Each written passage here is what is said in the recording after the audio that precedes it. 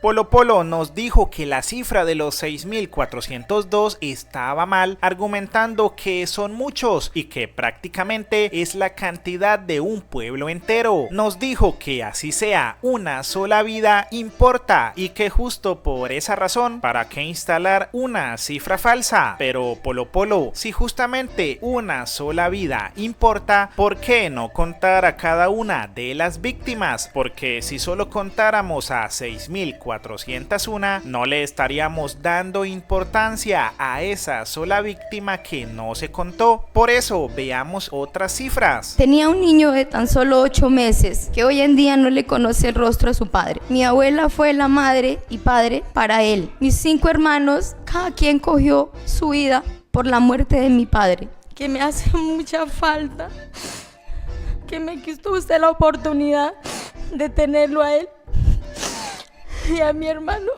Mi abuela murió creyendo que su hijo era un informante. Y usted sabe, Marcos Fabián, que esto es mentira. Como escuchamos, las víctimas son en realidad más de las que se cuentan en la JEP. En este caso fueron mínimamente 6 hijos y una esposa, un número que no existe y que es tan poco valorado que incluso ha sido tirado a la basura. Otro número que también ignoramos es el de los victimarios. ¿Cuántos militares fueron los que cometieron estos crímenes? La cifra no las cuenta Jacqueline Castillo. Siento que nuestros familiares no son un objeto, no los estamos comercializando, no están a la venta. No tendríamos por qué exponer públicamente los nombres de nuestros familiares. ¿Por qué? Tal vez por querer darles gusto a todos estos negacionistas que aún hay. No hay derecho. ¿Por qué no pedimos como sociedad que se publiquen los nombres de los militares que estuvieron involucrados en las muertes de nuestros familiares? Que son más de 4.500 militares que están siendo investigados, que ellos sí merecerían estar en ese escarnio público. Según datos de la JEP, 5.818 exintegrantes de la fuerza pública se han sometido a la JEP y esta es la versión de solo uno de ellos. Recuerdo la muerte del señor porque fue el único señor que nos bendijo antes de morir. Lo recuerdo porque se le arrodilló al soldado que lo iba a matar, que fue el soldado Cano. Se le arrodilló y empezó a orar y alcanzó a rezar una Ave María. Yo no quise mirar más porque me dio, la verdad, me dio pesar.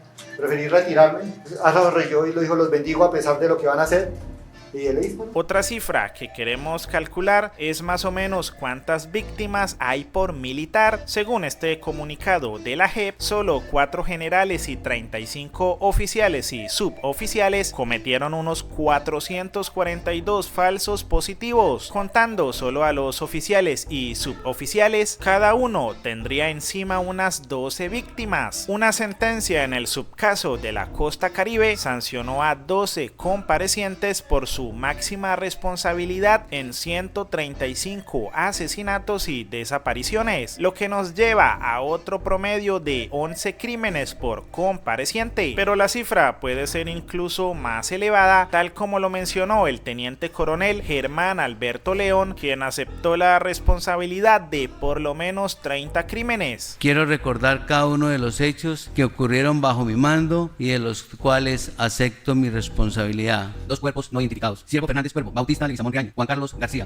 y un cuerpo no identificado: Luis Antonio Gaviria, Luis Alberto Marín, Silverio Rodríguez Camacho, Carlos Alfonso Fonseca Romero, Armando Collazo Vázquez y Javier Eduardo Garcés Guacalapari, José Bernardo Ramos Espinel, Hermes Pedraza Rojas, Giovanni Arias Sánchez, José Miguel Llanos Arias, un cuerpo no sin identificar: Edison Mendoza Soto, un cuerpo sin identificar: Gustavo Adolfo Wilkin Correa, cuerpo sin identificar, cuerpos no identificado: Luis Uriel Casiano Murillo, Joel Barrera, José Bernal Barrera, William Salamanca Cruz, René Geoffrey Ojeda Escobar y José Manuel Montoya Beltrán. Otro cuerpo no identificado: Hugo Ricardo Díaz Camacho, José Embre Leonel Guzmán, Héctor Eli Contreras Gutiérrez, y 3 cuerpos no identificados. Reitero, son los hechos por los cuales estoy aceptando mi responsabilidad. El caso de los falsos positivos es tan extenso que lo dividieron en varios subcasos. De ellos solo se ha emitido una sentencia, pero cada subcaso pasa por diferentes etapas y en 3 de ellas los comparecientes dan su versión y reconocen su responsabilidad por escrito y públicamente. Gracias a esa información, la JEP sigue nutriendo su base de datos, que como vemos se basa inicialmente en el informe de las víctimas, y esos relatos nos revelaron, tal como dijo el ex paramilitar alias Chatarro, que los falsos positivos también tienen otros victimarios. En la Fiscalía de Justicia y Paz,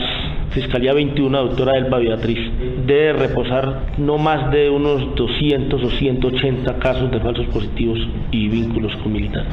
La realidad es que cuando termina la guerra y nos venimos para el proceso, comenzamos a descubrir que por el afán encontraron personas que en verdad eran estudiantes, encontramos muchachos que pasaban en su momento por ahí y los vincularon con ser guerrilleros y no eran guerrilleros. La política de la autodefensa llega a Cabuya con una necesidad, hay una palabra que es morbosa. Decía, y lo decía Rivera, el capitán Rivera, decía, a nosotros nos miden con baldados de sangre. Ese es un juego que le seguí yo desafortunadamente al coronel Cabuya por la relación y la amistad. Eso tenía un desgaste muy grande. Yo creo que uno de los mayores desgastes que tuvo la autodefensa fue haber ayudado a planificar ese tema. Ellos querían que nosotros nos desgastáramos trayendo personas y después ellos los daban de baja como guerrilleros. Y nosotros decíamos, pues si van a matar guerrilleros, entonces les da miedo subir a la cordillera y dar las bajas y nos están pidiendo nosotros que busquemos personas para matarlos como guerrilleros. Por ese motivo, las nuevas cuentas arrojaron un número más elevado que el de los 6.402. En el curso de las versiones de los comparecientes, se logró determinar la coordinación entre los grupos paramilitares y unidades del Ejército Nacional de la 17ª Brigada y el Batallón Vélez en la región de Urabá durante los años 2004 y 2005. Esta información, al ser contrastada con el documento de contexto del GRAI de la JEP sobre las dinámicas de violencia del conflicto que ha afectado a la población de la región de Urabá y Apartadó, así como las condiciones históricas, sociales y territoriales que rodearon los hechos del 21 de febrero del 2005 y el análisis sobre la georreferenciación de las unidades militares y los lugares cercanos o la ruta donde se ubicaban las bases militares. Se respalda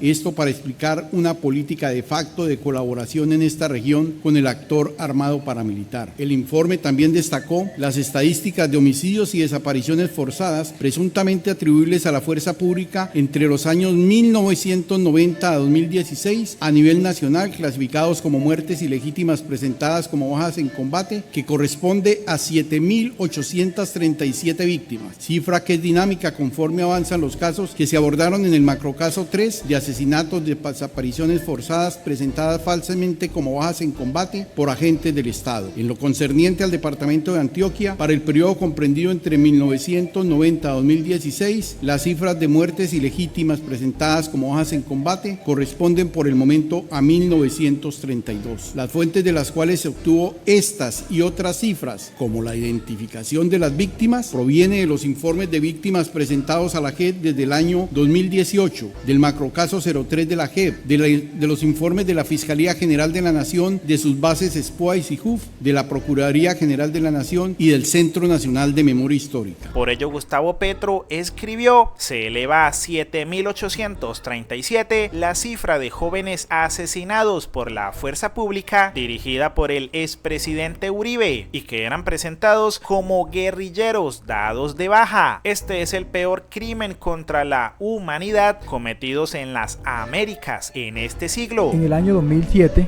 firmé un acta de compromiso donde yo debía dar, que no recuerdo bien si 20 o 25 muertos. Yo la firmé directamente. Ya no dijeron, no, usted me da tanta captura, no, 100 muertos. Entonces yo creo que pues con eso es más claro de que lo que me estaban exigiendo era muerto. Luego de que la brigada llevaba 98, 99 muertos, el comandante de la división dijo: Coronel Torres, ya la cuota no son 100, son 130, ¿oyó? Este es el informe financiero de la campaña de Abelardo de la Espriella. Según la documentación, lo único que ha entrado a la campaña es un préstamo del Banco de Bogotá y gran parte de esa plata se ha ido para pagar unos honorarios en una empresa llamada Estrategia y Poder. Además, se gastó 9.000 en propaganda electoral, la mayoría invertidos en Industrial Partizas, la empresa que organiza sus shows. Y justamente aquí podemos empezar a descifrar su estrategia. De la Espriella le pagó a una empresa que diseñó su campaña evidentemente basada en el show, la cual recibió 1.441 millones de la campaña. Los gastos están separados. Los 1.441 millones fueron para Estrategia y Poder, los cuales se invirtieron como gastos de administración, mientras que los gastos en eventos, volantes, etcétera, se pagaron en propaganda electoral, estrategia y poder, dice que lo que sabe hacer es entender el pulso de las regiones y medir para comunicar de manera empática, creativa y estratégica. Por tanto, la empresa es la respuesta a por qué tantas incoherencias en la campaña de Abelardo de la Espriella. Por ejemplo, la más conocida, pasar de ateo a creyente. No, pero si él dijo que era ateo, yo tuve un proceso de conversión hace 6 años, a mí es el único tipo que le han negado la conversión. Si leemos los lineamientos de bienes y servicios electorales, encontramos que dentro de los gastos de administración se incluye el servicio de asesoría de imagen y comunicaciones. De hecho, el pago de honorarios aplica en dicho rubro, y si de la Espriella les pagó tanto dinero para que le digan qué decir, entonces el candidato solo está siguiendo el guión de la empresa. Incluso la compañía usó a de la Espriella para explicar cómo funciona lo que hacen con frases como prometer no es convencer. Escuchemos este ejemplo con el mismo de la Espriella. No estoy prometiendo estaciones intergalácticas o trenes que vayan desde Barranquilla a Buenaventura. Yo lo que estoy prometiendo, o no prometiendo, sino comprometiéndome. Porque es que los políticos prometen, los empresarios nos comprometemos.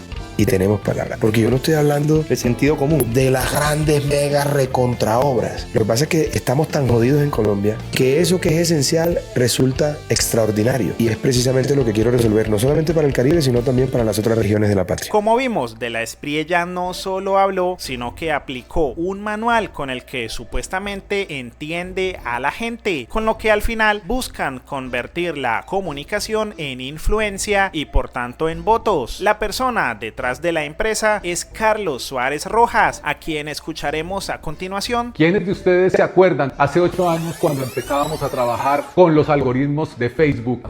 Pues les quiero contar que todo eso ha cambiado, que ya no son solamente el número de seguidores, que son los contenidos, el rey de la comunicación política moderna. La inteligencia artificial hoy puede hacer una campaña sin necesidad de ti, o que tú la puedes utilizar a ella para ganar campañas. Su empresa nos dice que una elección no se gana solo con propuestas, se gana con estrategia emocional, narrativa clara y lectura del presente. Por eso fueron quienes estuvieron detrás de la frase "o nos unimos o nos jodimos" de Polo Polo. O nos unimos o nos jodimos. Defensores, juntos somos invencibles.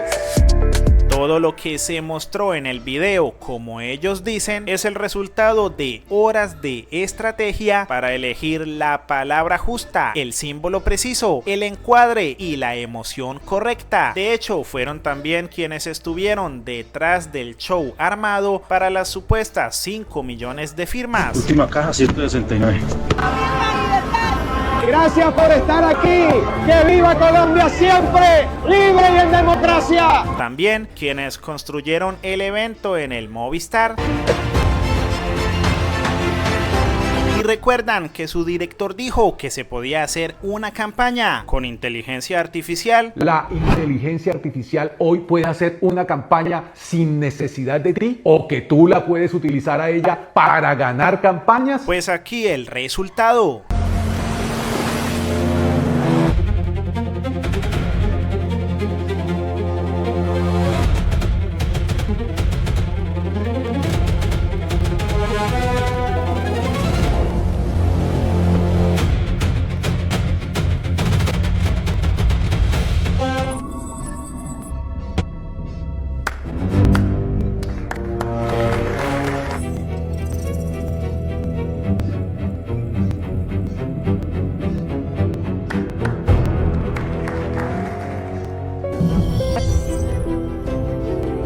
En el video, como pueden ver, se hacen críticas en contra de supuestas estrategias de los de siempre en contra de su campaña. Por eso, Tomás Uribe, uno de los hijos del expresidente Álvaro Uribe, envió este mensaje. Hace 4 años tomé la decisión de salir de Colombia, en gran parte motivado por las amenazas y hostigamientos en contra de nuestra familia. Nunca me imaginé que 4 años después esto se iba a repetir, pero promovido por personas que consideramos nuestros amigos. que se acercaron al Centro Democrático a buscar su aval, que incluso propusieron a Álvaro Uribe como su fórmula vicepresidencial. La campaña de Abelardo de la Espriella está pagando influenciadores para atacar a Álvaro Uribe, a la oposición democrática, y le está haciendo el juego a Petro. Esto me lo confirmó un alto ejecutivo de la campaña de Abelardo de la Espriella. En presencia de un testigo, me habló específicamente de Carlos Suárez, el estratega digital de la campaña, y de Enrique Gómez, su jefe de debate, como las personas responsables de la estrategia de ataque a la oposición democrática. Debilitar a la oposición es hacerle el juego a Petro. La matemática no miente. 35% de los colombianos se identifican como izquierda,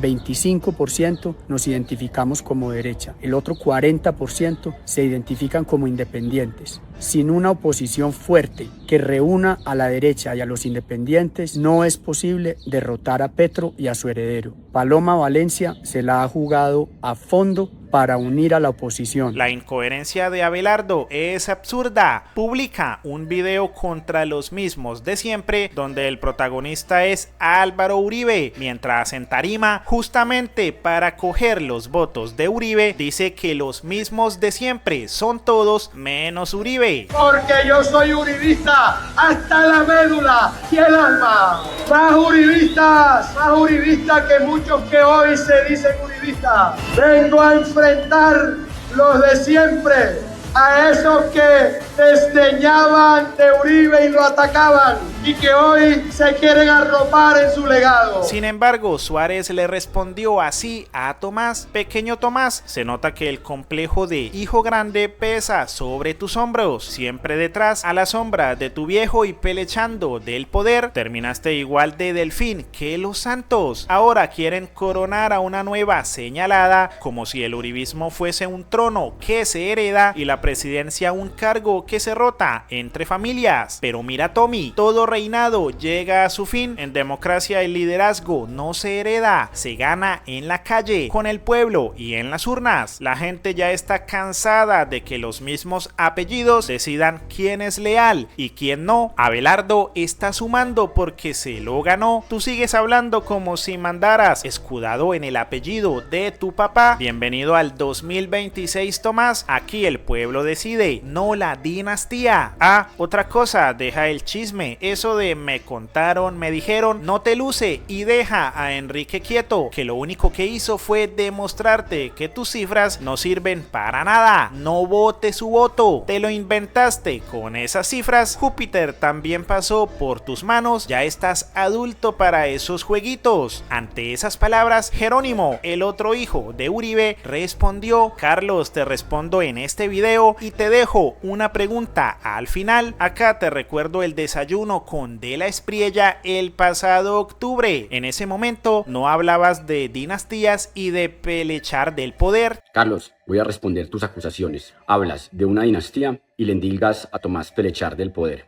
Lo de la dinastía es muy fácil refutártelo. Ni Tomás ni yo somos políticos. No hemos sido funcionarios, no hemos aspirado a cargos públicos. Durante el gobierno Duque jamás estuvimos intrigando por ahí, y menos aún lo haremos en el gobierno de Paloma. Nos dedicamos a empresas privadas que han recibido capital de inversionistas de talla mundial que ni siquiera saben qué es el uribismo. Ahora te hablo de dinastía. El doctor Enrique Gómez es nieto del presidente Laureano Gómez, es sobrino del doctor Álvaro Gómez y recientemente se dedicó a revivir el partido de su tío, su heredad, y también a atacar frenéticamente a Álvaro Uribe. Ahora hablemos de pelechar del poder.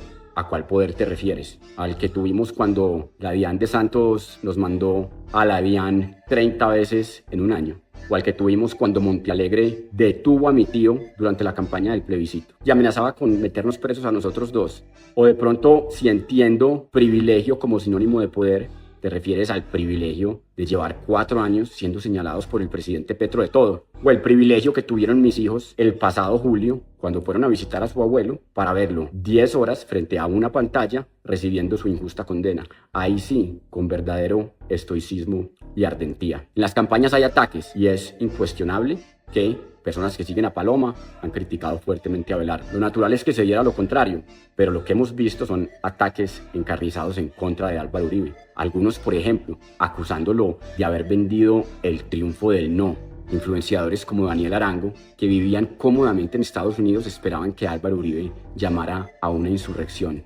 La decisión más costosa, en lo personal y para su familia, de Álvaro Uribe ha sido oponerse a La Habana. Y hay quienes tienen el descaro de acusarlo de traidor. Y hay quienes muy hábilmente están aprovechando para amplificar ese mensaje y socavar su credibilidad. El pasado octubre desayunamos Abelardo, tú y yo. Después de ese desayuno, Abelardo publicó la foto conmigo, sondeando la vicepresidencia. Te pregunto, Carlos, ¿fuiste tú el de la idea? Ahí sí no éramos una dinastía. Ahora viene la narrativa que somos de los de siempre, que siempre ha vivido el Estado. Yo, Carlos, puedo someterme a un polígrafo y asegurar que jamás en la vida he vivido de un contrato con el Estado. Y también puedo asegurar que nunca he sido cercano a chavistas como Piedad Córdoba. Te pregunto, ¿tú te puedes someter a eso mismo? ¿Qué necesitamos? Administración de justicia, modificación del sistema penitenciario, descongestión, y necesitamos avanzar en tener un sistema para poder nosotros continuar con un sistema. Si no sabe qué pasó aquí les vamos a contar. En esta imagen puede observar que Fico se encuentra totalmente apartado de los demás integrantes de la mesa. También puede observar que sobre su mesa tiene una tablet bastante grande, varias hojas y su celular, lo que delatará cómo este supuesto debate en realidad más bien fue una entrevista arreglada en donde el candidato parece que ya sabía las preguntas y respuestas. De entrada podemos observar que Fico, mientras el periodista habla, él va organizando cosas en su tablet y celular. La justicia cojea pero llega. Los americanos tienen uno que dice justicia que se demora no es justicia. Sin embargo, Sergio Fajardo solo cuenta como apoyo con un cuaderno, pero mientras Fajardo está respondiendo, vemos a Fico buscando respuestas en sus dispositivos electrónicos como para no equivocarse. Nuestro sistema de justicia tiene encima cerca de 30% de los casos que reciben son tutelas para el tema. Quedó claro que lo que hacía era buscar y organizar las respuestas a la misma pregunta que le hicieron a Fajardo. Se nota cuando inicia a responder mientras mira lo que organizó, pero a diferencia de Fico, lo que hace Fajardo mientras él habla es escuchar. De policía para que después no tengamos problemas de convivencias entre los vecinos. Y es muy importante decir que eso será un trabajo muy articulado desde... Y sí, aunque sabemos que Fajardo es experto buscando en Google, coja el celular, pregunte cuál es el páramo más grande del mundo y se lo dice en Google. El hecho de que Fico necesitó ayuda frente a él deja mucho que decir de Gutiérrez. Ahora miren esta imagen en donde la respuesta está tan organizada que parece exposición de colegio, leyendo uno por uno los puntos que tiene anotados. Primero, el índice de gestión efectiva. Segundo, que el 100% de los nuevos procesos judiciales sean tramitados digitalmente. Ahora, observen mientras Gustavo Petro responde otra pregunta. Se le ve a Fico pase y pase páginas buscando información. La justicia que se han presentado hoy son bastantes.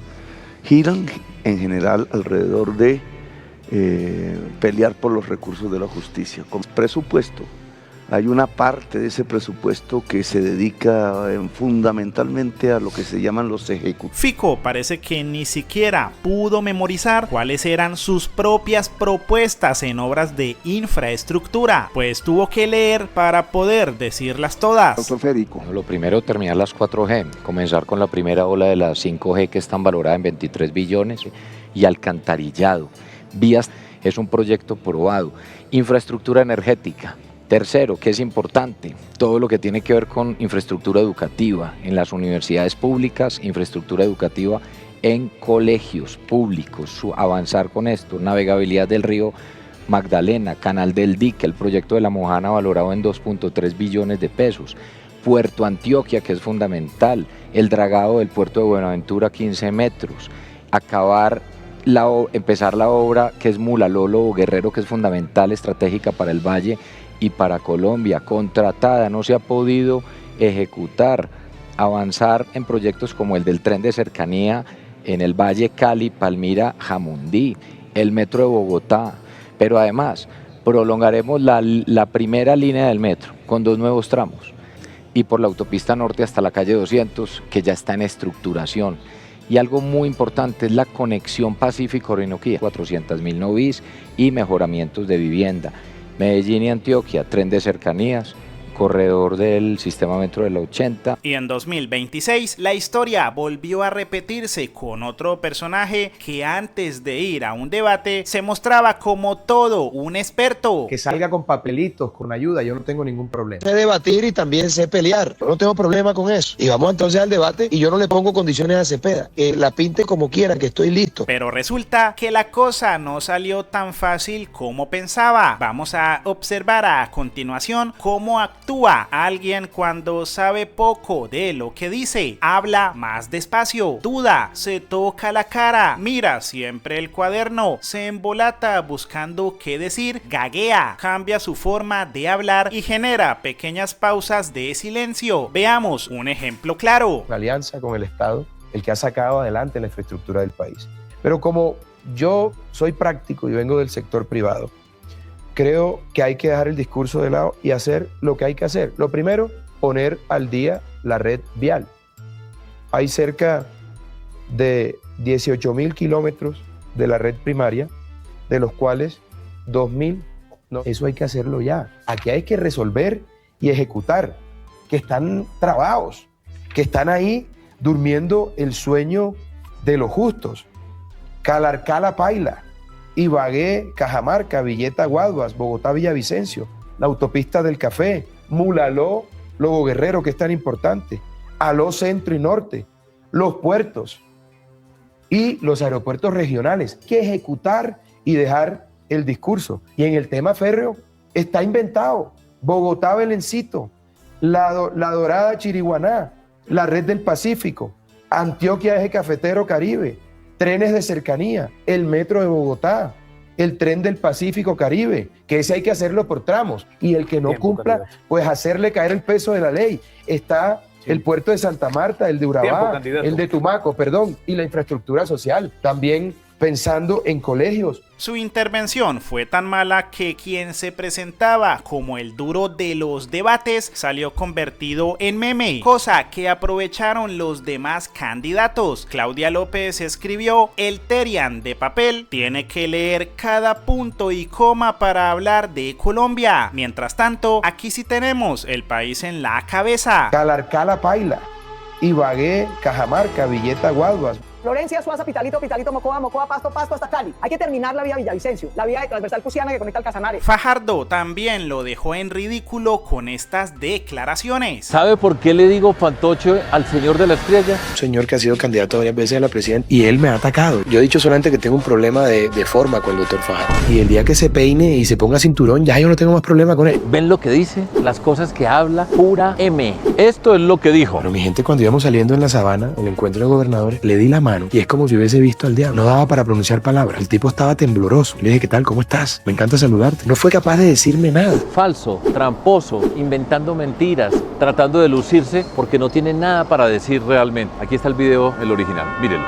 Yo te quiero saludar en serio, si no hay ningún problema. Mucho gusto. Nunca te había visto personalmente. Tampoco yo. ¿Cómo estás? ¿Cómo le va? Encantado. Entonces mi gente me dijo: ahí está Fajardo, ¿quieres irte? No, yo lo saludo, no hay problema. ¿O no? En peores nos hemos visto. Hombre, por supuesto, encantado de que estés saludarte. muy bien, serio. mucha suerte. Gracias. Ayer por primera vez estuve sentado al lado del señor y ustedes van a ver por qué tiene que sacar cortinas de humo, sacar bodegas para decir mentiras. Solo miren y escuchen para que comparen. Yo no vengo del servicio público, yo no tengo la experiencia que tiene el doctor Fajardo. Hay cerca de 18.000 kilómetros de la red primaria. Está inventado Bogotá, Belencito, la Dorada. Y hay que tener en realidad... La diferencia está clara, nítida.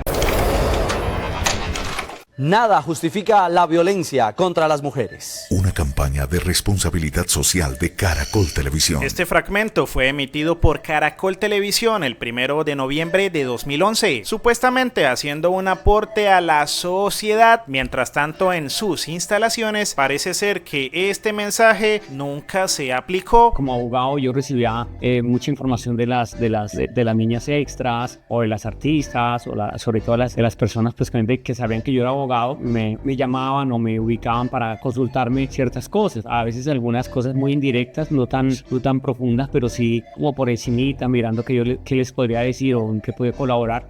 También a nivel interno nosotros entrábamos, yo personalmente entraba en un acoso laboral porque yo entraba desde las 6 de la mañana y salía como a la 1 o 2 de la mañana. Casos así, casos que fueron llegando y uno ya más o menos los iba hasta que pues yo paré la vuelta, les dije a Caracol que estaban muy mal los extras, que estaban muy mal las grabaciones. De hecho, yo fui ante el presidente Gonzalo, el presidente Gonzalo de Caracol, y le llevé en el celular, le llevé toda una serie de comentarios que estaba teniendo una niña, le mostré al presidente de la empresa, me recibió en su oficina, le llevé el video, lo mostré ahí en su oficina y ahí fue cuando dijo, no, pues esa investigación tiene que hacerla Juan Ignacio Velázquez. Eso es como decirle a Jeffrey Epstein que hoy la vaina igual quedó ahí. Entonces, sí, como dices tú, ya empecé a hacer un problema en la empresa y ahí cuando en ese año, que le di duro, digamos, a esas denuncias,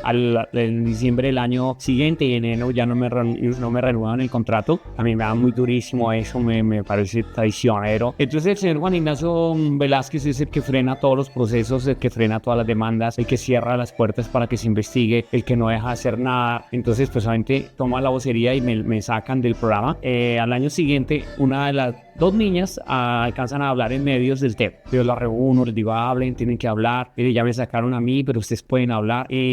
Una salió en medio de radial, la otra sí solamente en revista.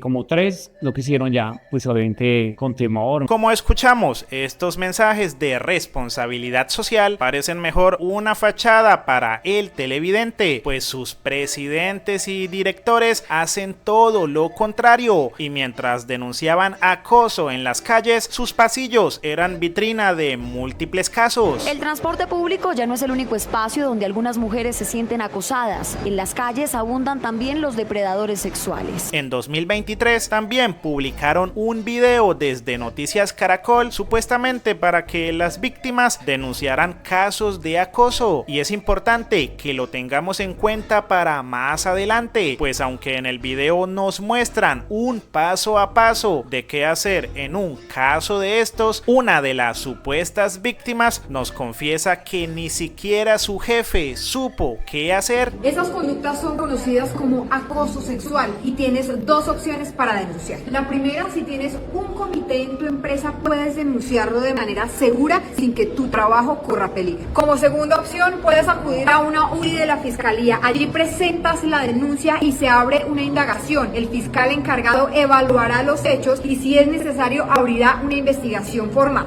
Lo más absurdo es que el mensaje de Orrego se transmitió en 2011, año en el que, según la experiencia laboral de la periodista Paola Andrea Vargas Sosa, ella hacía parte del canal. En su paso por Caracol estuvo en el área de entretenimiento y farándula, cubrió eventos y ferias y también estuvo en Blue Radio como locutora. Esta misma periodista le respondió a Catalina Botero, ex presentadora de Caracol, que daba fe de que no fueron escuchadas, señalando ambas el comunicado del canal Caracol informando sobre una investigación sobre acoso sexual. Este comunicado se emitió antes de que despidieran a Vargas y a Orrego. Además, en marzo de 2025 dio su opinión sobre la salida de los periodistas, escribiendo que se había hecho justicia. Debemos saber que la periodista coincidió con la dirección de Luis Carlos Vélez, quien fue director del noticiero entre marzo de 2012 y febrero de 2015. En la edición con Vanessa de la Torre. Y como verán a continuación, durante la transmisión de los Juegos Olímpicos, la coordinadora de entretenimiento era Diva Jesurum. Nosotros los esperamos en nuestra emisión de las 7 de la noche. A continuación regresan los Juegos Olímpicos solo por el canal Caracol. Hoy esta señora supuestamente da tips para denunciar abuso de poder, acoso sexual, acoso laboral y de paso una inseguridad como hombre. Porque un tipo seguro propone, la mujer le dice que no, ok, me busco otra. Todo pasa. Yo esto lo recuerdo simplemente porque hay muchas niñas, hay muchas mujeres, hay muchos hombres y muchas personas que en este momento pueden estar sufriendo algo como yo. Entonces no hay que tenerle miedo a decir las cosas y a ponerle el título que debe ser. Un acosador es un acosador y hay que aprender a poner los límites. Pero esas palabras hoy son un dato importante para el siguiente relato dictado en una entrevista para el canal de YouTube Vamos Pa' Eso. Así que tengan muy en cuenta las fechas y los nombres de los directores que les mencionamos antes. Y yo estoy súper concentrada escribiendo eso, pero muy, y yo siento la presencia de alguien que viene detrás y empieza a jugar con mi cabello y empieza a tocarme el pelo y a hacer más, y yo lo único que hago es como, no me molesten que estoy ocupada, yo estoy así, no volteo a ver quién es, pero el acto seguido es que siento es una mano que viene de arriba, acá derecho, debajo de mi ropa, incluso debajo del brasier, y me aprieta muy fuerte mi izquierdo. Claro, pues imagínate yo en ese estrés y siento eso, yo lo primero que hago con esta mano es agarrar la mano. Cuando yo miro hacia arriba, ¡oh sorpresa! O sea, cualquier persona, dije yo, ¿quién habrá sido el editor? Un compañero liso, pero ¿quién se pone con esos juegos? Pero era este personaje que no sé, creería que no puedo decir el nombre. No, sí lo puedes decir. Sí lo puedo decir, bueno, Ricardo Rey. Este personaje, y cuando yo lo veo con sorpresa, y yo le digo, ¿qué te pasa? Y pues obviamente le dije otras 3 groserías más y lo que me responde es, ahora me vas a decir que no te gusta. Y yo le contesté, sí me gusta, pero que me lo haga mi marido, no tú, no seas tan atrevido. Y yo salgo de esa sala pitada, pero bravísima, y me voy directo donde mi jefa la directora de entretenimiento en ese momento. Y le digo, Tales me acaba de tocar y me apretó y tal, y me dijo esto y tal. Juanjo, la cara de ella no era ni de asombro, o sea, era como, no me dijo nada. No hizo nada, no, ni siquiera me dijo cálmate, ni siquiera me dijo lo siento, no, ella se quedó callada, y ahí fue cuando yo entendí que yo me tenía que quedar callada, que yo no podía hacer un escándalo con esto, porque era eso o mi carrera, era eso o que el sueño por el que tanto yo había trabajado se me disipara así como el humo entre mis manos. Entonces ahí es cuando yo voy y digo, mucha gente dice, ¿pero por qué hasta ahora? Hombre, sí, porque es que era mi papita, era mi sueño, era mi comida, era mi ilusión. Entonces, si ella no hizo nada, que ahora tampoco quiero entrar a sacrificarla porque de repente ella tampoco tenía las herramientas, no sabía qué hacer en un caso de esos, no tuvo esa reacción inmediata de decir, vamos a recursos humanos, no, fue la ley del silencio. Y lo que me quedó a mí después de eso era que cada vez que yo la veía en un pasillo, me tocaba esconderme.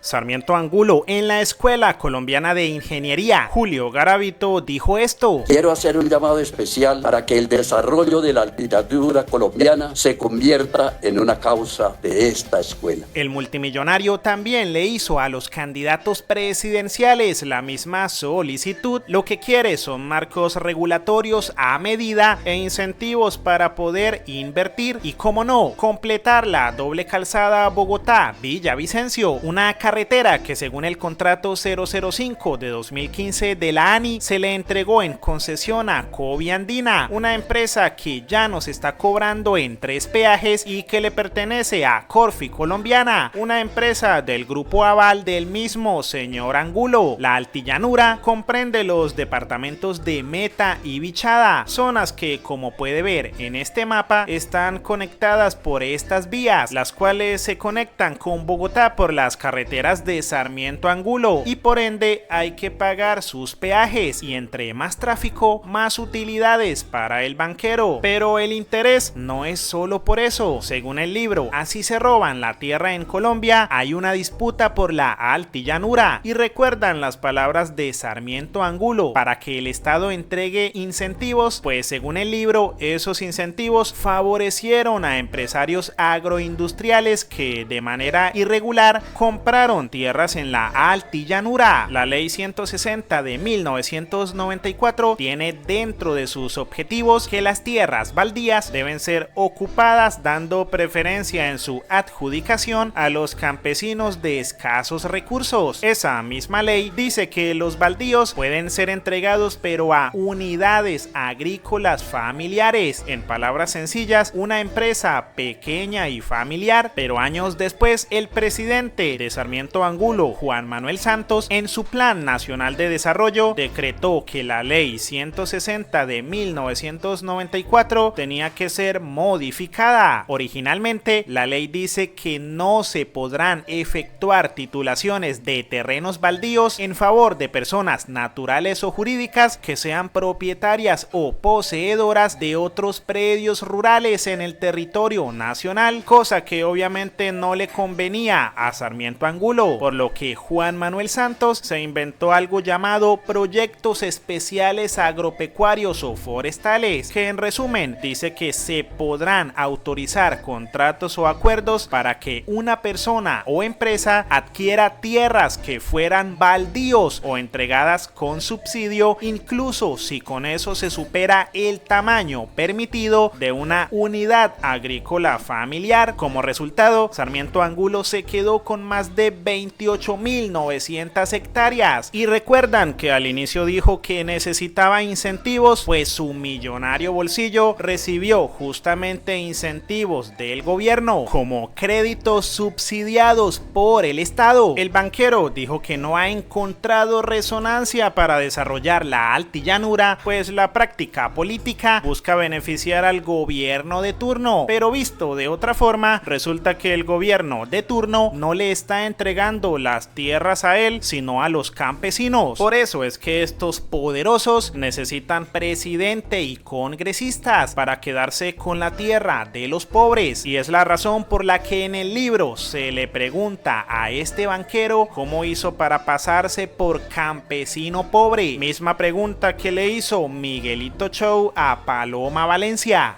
Pita, hola, ¿cómo estás? Bien, ¿y tú? A ver, ¿cómo vamos a hacer en este gobierno? A ver, cuéntame. Vamos a conversar y a sacar a Colombia adelante, que es lo importante. Así es, vamos a sacar a Colombia adelante, no más Petrochenko, ¿cierto que no? No. No más entregarle tierras a sus campesinos ni nada. Pero ella le da a los campesinos. Sí, no, pero entonces tú por qué estás con jefe de debate, a Lirio Barrera entonces. ¿Tienes en contra de Lirio? Que pues no expropió tierras y lotes baldíos luego. No, a ver, creo que tú no sabes lo que presuntamente. ¿Tú sabes que es un baldío? Malévolo cucarachón se nos puso sentimental. Sí, yo sé que son tierras del Estado que supuestamente deberían utilizarse para los campesinos, ¿no? ¿Qué jugada fue esa? ¿Y a Lirio qué es eso? ¿Qué te parece que es a Lirio? Pues sí, pero más de 480 hectáreas. ¿480 hectáreas? Eso un campesino no lo tiene, entonces ¿cómo se le hace? ¿Tú sabes los orígenes de Alirio o no sabes? Sí, pero 400 hectáreas. Ay, tan raro y no me quiso dar una respuesta. Ay, mi paloquita violencia es la mejor que le pasó a mi paraco corazón. Jorge Bisbal Martelo, expresidente de Fedegan, fue investigado por la fiscalía por vínculos con paramilitares. Incluso el mismo Salvatore Mancuso dijo esto sobre él. Según Mancuso, él era el que le decía a los paramilitares dónde estaban haciendo falta y aprovechaba su peso político para pedir que las AUC no fueran declaradas una organización ilegal. El doctor Bisbal traía informaciones a nosotros, sugerencias, ¿no? Donde estamos desarrollando nuestra actividad agropecuaria, que tenemos demasiada presencia de guerrilla, cuando las autodefensas irán a ingresar a esas regiones. Su abogado, como puede verlo en pantalla, es hoy candidato a la presidencia de Colombia. Jamás hizo pacto alguno Jorge Bisbal con los paramilitares, actuó amparado por la ley. La ley le obligaba a esos acercamientos y además tuvo permiso de los gobiernos de turno. Jorge Bisbal sigue gozando de su libertad porque hemos logrado comprobar en el proceso que no representa un peligro para la sociedad y que puede enfrentarse a un juicio en libertad y que solamente le pueden quitar su libertad en caso de ser vencido en juicio. Otro de los clientes fue David Murcia, cerebro de DMG. Cuando regrese a Colombia, al cerebro de DMG le esperan 22 años de cárcel por captación ilegal de dinero y lavado de activos. Su abogado defensor fue el mismo hoy candidato. DMG no es una pirámide. La intervención que hoy se ha dado a todas luces es incorrecta inconstitucional e ilegal. Otro cliente cuestionado es Alex Saab, conocido como el testaferro de Maduro. Alex Nain Saab Morán, empresario colombiano, diplomático venezolano según el gobierno de Caracas y comúnmente conocido como el testaferro de Nicolás Maduro. Su abogado, como lo dijo el mismo de la Espriella, fue él. El turno ahora es para Alex Saab, de quien fui abogado en Colombia. Nunca lo he negado hasta hace casi 2 años. Debí renunciar porque mi condición de residente permanente aquí en los Estados Unidos no me permitía, estando Saab incluido en la lista OFAC, asistirlo. De no haber sido por eso, pues seguramente seguiría siendo su abogado. Otro de los clientes lleva el apellido Nule, que entre otras cosas hicieron obras como estas. Este era el puente que necesitaban los habitantes del suroccidente de Cundinamarca, y esto fue lo que les dejaron los Nule. Para la obra, la gobernación les entrega un anticipo de 6.423 millones de pesos, dinero que no se sabe en qué invirtieron. Para este apellido también trabajó la firma de Abelardo. Los Nule, los hermanos Nule, los primos Nule, te habían pagado $800.000 por defenderlo o por representarlos en el caso de lo que te estoy diciendo del aeropuerto. La licitación del Dorado. Que perdieron, que ellos perdieron. Pero entonces la pregunta es, estamos ante un hombre que ejerciendo su derecho a defender personas y de pronto defendió a una cantidad de personas que le han hecho daño a la sociedad y con eso logró mucho dinero, porque $800.000 es una cantidad de plata. Pero es que yo no puedo responder por los temas de los Nules que no conozco. Yo te respondo por el que atendió la firma en particular. Otro de los clientes fue Jorge Pretel, un señor que terminó sentenciado por lo siguiente. Condenó al exmagistrado de la Corte Constitucional Jorge Ignacio Pretel a 6 años y medio de prisión tras declararlo responsable del delito de concusión. La sentencia fue aplicada al hallar pruebas de que Pretel exigió una suma de dinero para que se impulsara una tutela con la que la firma Fidu Petrol buscaba tumbar una multa de 22.500 millones impuesta por la Corte Suprema. Su defensor lo escucharán a continuación. Este es el primer caso en la historia jurídica de este país en que un procesado que no tiene relación directa con el hecho que se investiga termina aquí sentado en el banquillo de los acusados. Otra cliente fue Rocío Arias, destituida por la Procuraduría por promover y auspiciar a las Autodefensas Unidas de Colombia. Yo pagué, estuve 2 años en la cárcel, le dije la verdad al país. Y su abogado fue de la Espriella. Otra condenada por parapolítica fue Eleonora Pineda, a quien su abogado Abelardo de la Espriella pidió casa por cárcel. Otra de las clientas fue Oneida Pinto, a quien se le confirmó en 2024 que fue destituida e inhabilitada por irregularidades en un contrato de 20.000 millones. Su abogado en 2016 decía esto. Oneida Pinto no está inhabilitada y mucho menos tiene una incompatibilidad para acceder al cargo de gobernadora del departamento de La Guajira. Es una mujer luchadora, comprometida con su pueblo. Es ejemplo para todos los guajiros. Otro de los clientes fue Diep Malov, investigado por presuntos vínculos con paramilitares. El senador no solo habría sido respaldado por alias Jorge 40 y sus hombres para aspiraciones políticas, sino que según la fiscalía habría orquestado el homicidio del alcalde de Santo Tomás en el departamento del Atlántico, Nelson Mejía, ocurrido en 2004. Malov huyó del país y de la justicia en julio del año pasado. Su abogado y el de su esposa fue Abelardo. Hoy nos preguntamos cómo es que promete mano dura y megacárceles contra los delincuentes si siempre los ha defendido y ha pedido hasta casa por cárcel para ellos. ¿Qué pasará con su firma de abogados? ¿Seguirán pidiendo casa por cárcel para los delincuentes o permitirán que Abelardo llene las cárceles? Es por eso que el analista político David Suárez dijo lo siguiente. Y me van a perdonar los abelardistas, qué pena, no importa, yo estoy acostumbrado a que cuando salgo de aquí me tiren piedra, pero una persona seria, y los respeto a ustedes también, una persona seria no puede estar con Abelardo, así como una persona seria hace 4 años no podía estar con el ingeniero. Y me perdonan, repito, los del ingeniero y los abelardistas. Pero si uno es serio, coherente, porque mire, la pelea es de abogados. Los abogados dicen, es que él podía defender al que quisiera, es que uno como abogado. Eso en una mesa de abogados, 100% válido. ¿Y usted es abogado? El abogado puede defender al que quiera, a un narcotraficante, a un paramilitar, a un violador, a un homicida. Pero cuando un abogado que ha defendido paramilitares, narcotraficantes, ADMG, dice quiero ser presidente, no, ya la cosa es distinta. Una cosa es como abogado, otra cosa es como candidato a presidente.